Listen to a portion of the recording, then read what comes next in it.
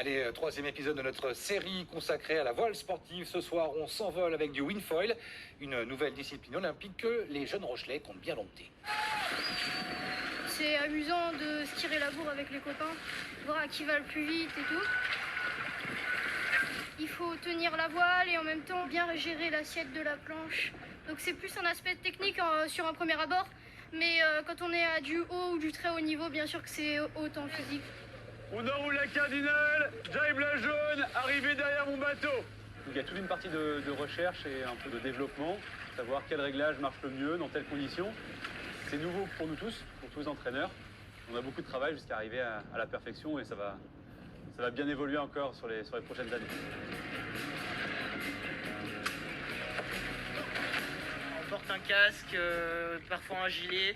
C'est important parce que là, par exemple, tout à l'heure, je suis tombé sur la tête. J'ai mis un coup de tête dans mon wishbone que je tiens avec mes mains.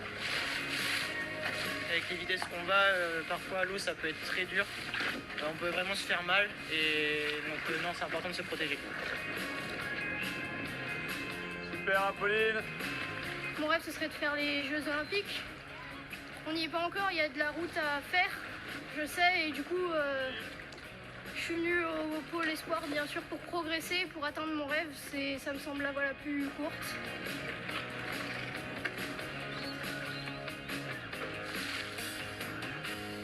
Allez, dernier épisode de notre série consacrée à la voile sportive. Ce soir, forcément, on embarque à bord d'un petit bateau de légende où tous les grands noms de la voile ont commencé et ont appris le métier.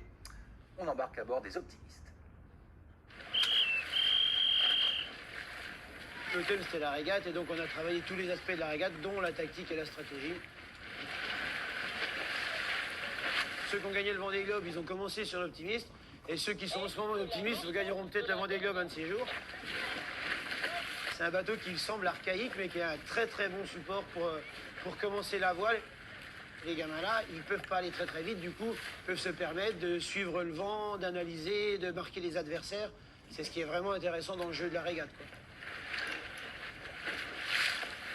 L'optimiste, c'est un bateau qui est assez lent, mais c'est aussi un bateau qui est très stratégique. Vu que c'est lent, il faut plus gérer la stratégie que la vitesse. Alors qu'avec les bateaux à foil, c'est plus on vole, plus on va vite, donc mieux on gagne.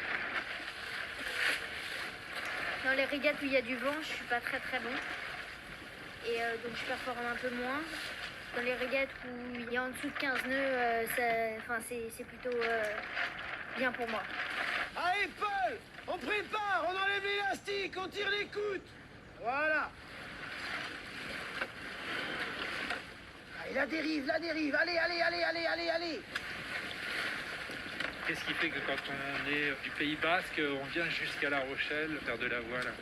Notre club n'est pas encore ouvert, donc ça fait du bien de reprendre l'air. Et puis, on se dit que même si on va à La Rochelle et que c'est loin de notre club, ça fait quand même du bien de renaviguer.